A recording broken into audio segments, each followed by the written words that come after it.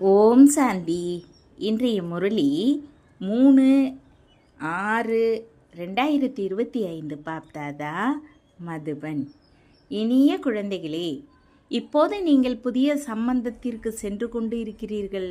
அதனால் இங்குள்ள கர்ம பந்தன சம்பந்தங்களை மறந்து கர்மாத்தீத் ஆவதற்கு முயற்சி செய்யுங்கள். கேள்வி: எந்த குழந்தைகளை தந்தை புகழ்கிறார்? அனைவரையும் விட அதிக அன்பை யாருக்கு கொடுக்கிறார்? பதில்: ஆகா ஏழைகளே, ஆகா என தந்தை ஏழை குழந்தைகளை புகழ்கிறார். நிம்மதியாக 2 ரொட்டி சாப்பிடுகிறீர்கள், எந்த பேராசையும் இல்லை. ஏழை குழந்தைகள் தந்தையை அன்போடு நினைவு செய்கிறார்கள். படிக்காத குழந்தைகளை பார்த்து பாபா மகிழ்ச்சி அடைகிறார். ஏனென்றால் அவர்கள் படித்ததை மறக்க முயற்சி செய்ய வேண்டியது இல்லை. ஓம் சாந்தி. இப்போது குழந்தைகளை பார்த்து தன்னை ஆத்மா என உணருங்கள் என்று தினந்தோறும் சொல்வதற்கு தந்தைக்கு அவசியம் இருப்பதில்லை. ஆத்ம அபிமானி பவ, அதாவது உயிர் அபிமானி பவ என்பது ஒரே விஷயமாக இருக்கிறது. தன்னை ஆத்மா என உணருங்கள் என்று தந்தை சொல்கிறார். ஆத்மாவில்தான் 84 பிறவிகளின் பாகம் நிறைந்திருக்கிறது. ஒரு சரீரத்தை பெற்று பாகத்தை நடித்த பிறகு சரீரம் அழிந்து போகிறது, ஆத்மா அழிவதில்லை. குழந்தைகள், உங்களுக்கு இந்த ஞானம் இப்போதே கிடைத்திருக்கிறது. மற்ற யாருக்கும் இந்த விஷயங்களை பற்றி தெரியாது. முயற்சி செய்து எவ்வளவு முடியுமோ அவ்வளவு தந்தையை நினைவு செய்யுங்கள் என்று இப்போது தந்தை சொல்கிறார். வேலை வெட்டியில் ஈடுபடும் பொழுது அவ்வளவு நினைவு நிற்பதில்லை. இல்லற விவகாரத்தில் இருந்தபடி தாமரை மலருக்கு சமமாக தூய்மையாக மாற வேண்டும். பிறகு எவ்வளவு முடியுமோ அவ்வளவு என்னை நினைவு செய்யுங்கள். அதற்காக நாங்கள் யோகா பயிற்சியில் அமர வேண்டும் என்பது கூடாது. நேஷ்டா என்ற வார்த்தையும் தவறு. உண்மையில் அது நினைவு. எங்கே வேண்டுமானாலும் அமர்ந்து தந்தையை நினைவு செய்யுங்கள். மாயாவின் புயல் அதிகம் வரும். ஒவ்வொருவருக்கும் ஒவ்வொரு வித நினைவு வரும். புயல் வந்தால் அந்த நேரம் அதை நிச்சயம் வரவிடாமல் தடுக்க வேண்டும். இங்கே அமர்ந்திருக்கும் போதும் மாயா அதிக தொந்தரவு கொடுத்து கொண்டே இருக்கிறது. இதுதான் யுத்தம். எவ்வளவு லேசாக இருப்பீர்களோ அவ்வளவு பந்தனங்கள் குறைந்து கொண்டே போகும். முதலில் ஆத்மா பந்தனம் இல்லாமல் இருக்கிறது. பிறகு பிறவி பெறும்போது தாய் தந்தையிடம் புத்தி போகிறது. பிறகு பெண்ணை மனம் செய்யும் பொழுது எந்த பொருள் முன்னால் இல்லாமல் இருந்ததோ அது முன்னால் வருகிறது. பிறகு குழந்தை பிறந்தால் அதன் நினைவு இன்னும் அதிகமாகும். இப்போது நீங்கள் இவை எல்லாவற்றையும் இங்கே மறக்க வேண்டும். ஒரு தந்தையை மட்டும் நினைவு செய்ய வேண்டும். அதனால்தான் தந்தைக்கு புகழ் இருக்கிறது. உங்கள் தாய் தந்தை போன்ற எல்லாம் அவரையே நினைவு செய்ய வேண்டும். அவர் உங்கள் எதிர்காலத்திற்கு எல்லாவற்றையும் புதிதாக தருகிறார். புதிய சம்பந்தத்திற்கு அழைத்து வருகிறார். அங்கேயும் சம்பந்தங்கள் இருக்கும். பிரளயம் எதுவும் ஏற்படுவதில்லை. நீங்கள் ஒரு சரீரத்தை விடுத்து அடுத்ததை பெறுகிறீர்கள். யார் மிக நல்லவர்களோ அவர்கள் நிச்சயம் உயர்ந்த குலத்தில் பிறவி எடுப்பார்கள். நீங்கள் எதிர்கால 21 பிறவிகளுக்காக படிக்கிறீர்கள். படிப்பு முடிந்தவுடன் பலன் ஆரம்பிக்கும். பள்ளியில் படித்து டிரான்ஸ்ஃபர் ஆகிறார்கள். சாந்திதாமத்திற்கும் சுகதாமத்திற்கும் நீங்கள் டிரான்ஸ்ஃபர் ஆவீர்கள். இந்த சீச்சி உலகிலிருந்து விடுபட்டு விடுவீர்கள். இதன் பெயரே நரகம். சத்தியுகத்தை சொர்க்கம் என்று சொல்கிறார்கள். இங்கே மனிதர்கள் எவ்வளவு இருளில் இருக்கிறார்கள். நமக்கு இங்கேயே சொர்க்கம் இருக்கிறது என்று செல்வந்தர்கள் நினைக்கிறார்கள். புது உலகில்தான் சொர்க்கம் இருக்கும். இந்த பழைய உலகம் அழிய வேண்டும். யார் கர்மாதீத்த நிலையில் இருப்பார்களோ அவர்கள் தர்மராஜபுரியில் தண்டனை பெற மாட்டார்கள். சொர்க்கத்தில் தண்டனையே இருக்காது. அங்கே கற்பமும் மாளிகையாக இருக்கும். துன்பத்தின் விஷயங்கள் எதுவும் இருக்காது. இங்கே கற்பம் ஜெயிலாக இருக்கிறது. அதில் தண்டனை பெற்றுக்கொண்டே இருக்கிறார்கள். நீங்கள் எத்தனை முறை சொர்க்கவாசி ஆகிறீர்கள் என்பதை நினைவு செய்தாலும் முழு சக்கரமும் நினைவில் இருக்கும். ஒரே விஷயம் ₹1,00,000 மதிப்புடையது. இதை மறப்பதால் தேகாபிமானத்திற்கு வருவதால் மாயா நஷ்டத்தை ஏற்படுத்துகிறது. இதுவே முயற்சி செய்யாமல் உயர்ந்த பதவி பெற முடியாது. பாபா, நாங்கள் படிப்பறிவு இல்லாதவர்கள், எங்களுக்கு எதுவும் தெரியாது என்று தந்தையிடம் சொல்கிறார்கள்.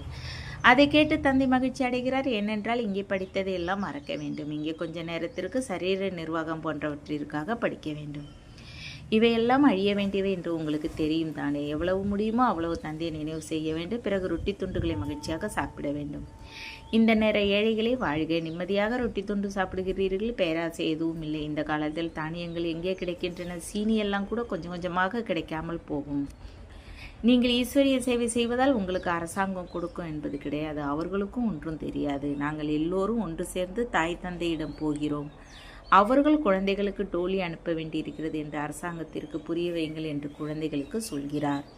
எங்களிடம் எதுவும் இல்லை என்று தெளிவாக சொல்கிறார்கள். வேறு வழியில்லாது கொஞ்சம் கொடுக்கிறார்கள். அப்படி ஒருவர் செல்வந்தராக இருந்தால் பக்ரிகளுக்கு கை நிறைய அள்ளி கொடுப்பார். ஏழையாக இருந்தால் ஏதோ கொஞ்சம் முடிந்ததை கொடுப்பார். சீனியெல்லாம் வர முடியும், ஆனால் குழந்தைகளின் யோகம் குறைந்து விடுகிறது. நினைவு இல்லாத காரணத்தால் தேக அபிமானத்திற்கு வரும் காரணத்தால் எந்த வேலையும் நடக்க முடியாது. யோகத்தால் எவ்வளவு வேலைகள் நடக்குமோ அவ்வளவு படிப்பின் மூலமாக நடக்காது. நினைவு மிக குறைவாக இருக்கிறது. மாயாவும் நினைவை அகற்றி விடுகிறது. பலசாலிகளை இன்னும் நன்றாக பிடித்துக் கொள்கிறது. நல்ல நல்ல முதல் தரமான குழந்தைகளுக்கும் கிரகணம் பிடிக்கிறது. கிரகணம் பிடிக்க முக்கிய காரணம் யோகத்தில் உள்ள குறைபாடு. கிரகணத்தின் காரணத்தால் பெயர் உருவில் சிக்கி சாகிறார்கள். இது மிகப்பெரிய லட்சியம். நீங்கள் உண்மையில் லட்சியத்தை அடைய வேண்டுமானால் நினைவில் இருக்க வேண்டும். தியானத்தை விட ஞானம் நல்லது, ஞானத்தை விட நினைவு நல்லது என்று தந்தை சொல்கிறார். தியானத்தில் அதிகமாக போகும்போது மாயாவின் பூதங்கள் பிரவேசமாகின்றன. அப்படி பலர் தவறான தியானத்தில் போகிறார்கள். என்னென்ன சொல்கிறார்கள் அவற்றை நம்ப வேண்டாம். ஞானமோ தந்தையின் முரளிலிருந்து கிடைத்து கொண்டு இருக்கிறது. தந்தை எச்சரிக்கை கொடுத்து கொண்டே இருக்கிறார். தியானம் எந்த வேலைக்கும் ஆகாதது. அதில் மாயாவின் பிரவேசம் அதிகம் ஏற்படுகிறது. அகங்காரம் வருகிறது. ஞானமோ எல்லோருக்கும் கிடைத்து கொண்டு இருக்கிறது. ஞானத்தை தருபவர் சிவபாபா. மம்மாவிற்கும் இங்கிருந்தே ஞானம் கிடைக்கிறது. அவருக்கும் மன்மனாபவ என்று சொல்லப்பட்டது. தந்தையை நினைவு செய்யுங்கள். தெய்வீக குணங்களை தாரணை செய்யுங்கள். நாம் தெய்வீக குணங்களை தாரணை செய்கிறோமா என தம்மை பார்க்க வேண்டும். தெய்வீக குணங்களை இங்கேயே தாரணை செய்ய வேண்டும். ஒருவரை பார்த்தால் இப்போது ஃபர்ஸ்ட் கிளாஸ் மனநிலையில் இருக்கிறார். மகிழ்ச்சியாக காரியங்களை செய்கிறார். 1 மணி நேரத்திற்கு பிறகு கோபத்தின் பூதம் வருகிறது. முடிந்தது, பிறகு நாம் தவறு செய்துவிட்டோம் என்ற நினைவு வருகிறது. பிறகு சுதாரிக்கின்றார். மணி நேர கடிகாரமாக சில குழந்தைகள் பாபாவிடம் இருக்கிறார்கள். இப்போது பார்த்தால் மிக இனிமையாக இருக்கிறார். அப்படிப்பட்ட குழந்தையின் மீது பலியாக வேண்டும் என்று பாபா சொல்வார். 1 மணி நேரத்திற்கு பிறகு ஏதாவது ஒரு விஷயத்தில் நிலை மாறி விடுகிறது. கோபம் வந்தால் சம்பாதித்த எல்லாம் அழிந்து விடுகிறது. இப்போது செய்த வருமானம் இப்போதே அழிந்து விடுகிறது. நினைவே எல்லாவற்றிற்கும் ஆதாரம். ஞானம் மிகவும் எளிது. சிறிய குழந்தை கூட புரிய வைக்கலாம். எனினும் நான் யார், எப்படி இருக்கிறேன் என்பதை சரியானபடி அறிய வேண்டும். தன்னை ஆத்மா என உணர வேண்டும். இப்படி சிறு குழந்தைகள் நினைவு செய்ய முடியாது. பகவானை நினைவு செய்யுங்கள் என்று இறக்கும் தருவாயில் மனிதர்களுக்கு சொல்கிறார்கள். எனினும் நினைவு செய்ய முடியாது. ஏன் என்றால் யாருக்கும் பகவானை பற்றி சரியாக தெரியாது. யாரும் திரும்பி போகவும் முடியாது. விகர்மங்கள் அழிவதும் இல்லை. பரம்பரையாக ரிஷிகள் முனிவர்கள் போன்ற எல்லோரும் படைப்பவர் மற்றும் படைப்பை பற்றி எங்களுக்கு தெரியாது என்றே சொல்லி வந்தார்கள். அவர்கள் அப்போது சதோகுணத்தில் இருந்தார்கள். அவர்களுக்கே தெரியாத போது இன்றைய தமோ பிரதான புத்தி உடையவர்கள் எப்படி அறிய முடியும்? இந்த லட்சுமி நாராயணருக்கும் தெரியாது என்று தந்தை சொல்கிறார். ராஜா ராணியே அறியாத போது பிரஜைகள் எப்படி அறிவார்கள்? யாருக்கும் தெரியாது. இப்போது குழந்தைகள் உங்களுக்கு மட்டுமே தெரியும். உங்களிலும் சிலர் சரியாக அறிந்திருக்கிறார்கள். பாபா அடிக்கடி நாங்கள் மறந்து விடுகிறோம் என்று அவர்களும் சொல்கிறார்கள். எங்கு வேண்டுமானாலும் செல்லுங்கள், ஆனால் தந்தையை நினைவு செய்யுங்கள் என்று தந்தை சொல்கிறார். வருமானம் மிக பெரியது. நீங்கள் 21 பிறவிகளுக்கு நோயற்றவராகிறீர்கள். அப்படிப்பட்ட தந்தையை அகநோக்கில் இருந்து நினைவு செய்ய வேண்டும். ஆனால் மாயா மறக்க வைத்து புயலை கொண்டு வருகிறது. இதில் அகநோக்கில் இருந்து ஞான சிந்தனை செய்ய வேண்டும். ஞான சிந்தனை செய்யும் விஷயமும் இந்த நேரத்தை சேர்ந்தது. இது புருஷோத்தமர் ஆவதற்கான சங்கம யுகம். ஒரே வீட்டில் நான் சங்கம யுகத்தில் இருக்கிறேன் என்று நீங்கள் சொல்கிறீர்கள். கணவன் மற்றும் குழந்தைகள் கலியுகத்தில் இருப்பதை நீங்கள் பார்க்கிறீர்கள். இதுவும் அதிசயமாக இருக்கிறது. எவ்வளவு வித்தியாசமாக இருக்கிறது. மிக நுணுக்கமான விஷயங்களை தந்தை புரிய வைக்கிறார்.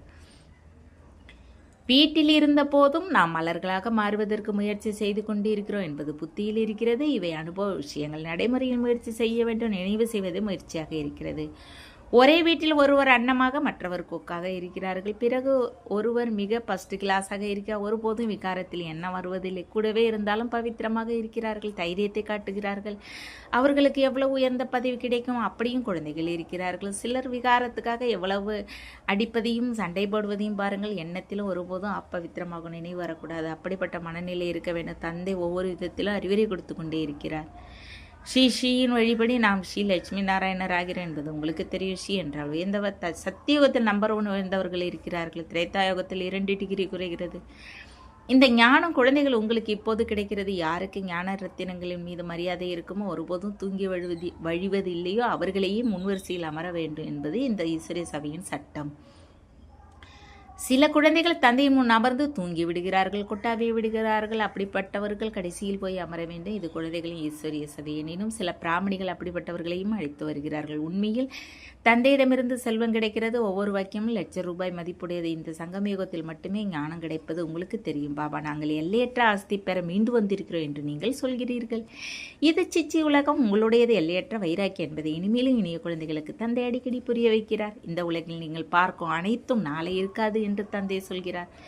கோவில்கள் போன்றவற்றின் பெயர் அடையாளம் எதுவும் இருக்காது. அங்கே சொர்க்கத்தில் பழைய பொருட்கள் எதையும் பார்ப்பதற்கு அவசியம் இருக்காது. இங்கே பழைய பொருட்களுக்கு எவ்வளவு மதிப்பு இருக்கிறது? உண்மையில் ஒரு தந்தை தவிர வேற எந்த பொருளுக்கும் எந்த மதிப்பும் இல்லை. நான் வரவில்லை என்றால் நீங்கள் எப்படி ஆஸ்தி பெறுவீர்கள்? யாருக்கு தெரியுமோ அவர்களே வந்து தந்தையிடமிருந்து ஆஸ்தி பெறுகிறார்கள். அதனால் கோடியில் ஒருவர் என்று சொல்லப்படுகிறது. எந்த விஷயத்திலும் சந்தேகம் வரக்கூடாது. போகு வைப்பதற்கும் விதிமுறைகள் இருக்கின்றன. அதற்கும் ஞானம் மற்றும் நினைவிற்கும் எந்த தொடர்பும் இல்லை.